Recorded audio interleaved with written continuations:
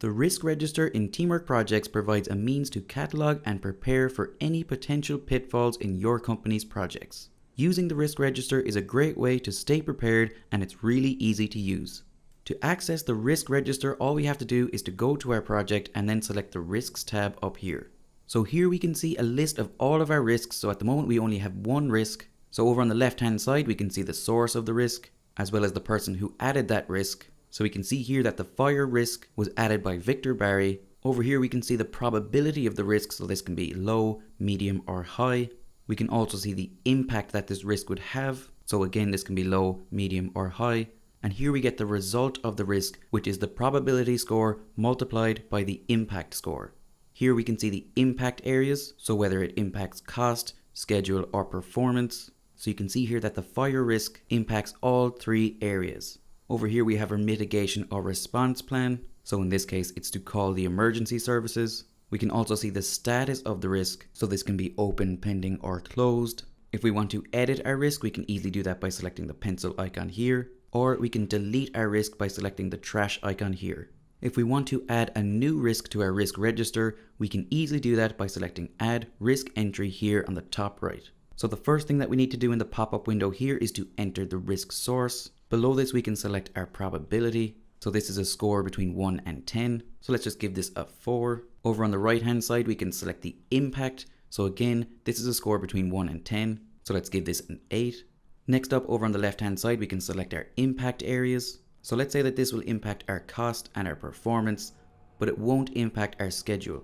And over on the right hand side we can select the status. So we can choose open, pending or closed. So let's just leave that as open. And then down here we need to enter our mitigation/response plan. So this is what we need to do if this potential risk comes to light. So we just put in our plan here, and then once we're happy we just need to select Add Risk Entry here.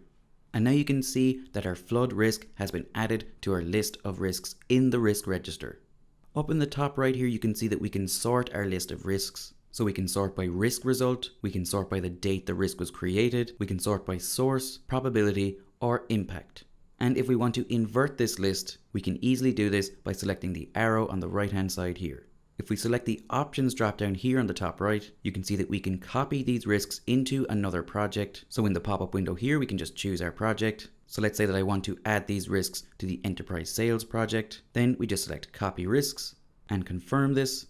And now our risks have been copied over to the enterprise sales project, which we are currently in now.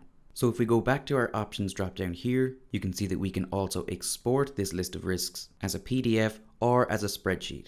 If we're looking to find a particular risk or set of risks, we can easily do this by using Teamwork's filter functionality. And to do this, we just need to select the filter option here on the top right, where you can see that we can filter by keyword, we can filter by status, so we can show open risks, pending risks, or closed risks. We can specify a specific range of probability. We can also do this for the impact score, and we can filter by impact areas. So let's say that I want to create a filter that only shows open risks and a probability of at least 3. So down here you can see that we can choose to clear our filter if we want to go back to our unfiltered view, or over here we can save our filter. So in the pop-up window here we need to give our filter a name.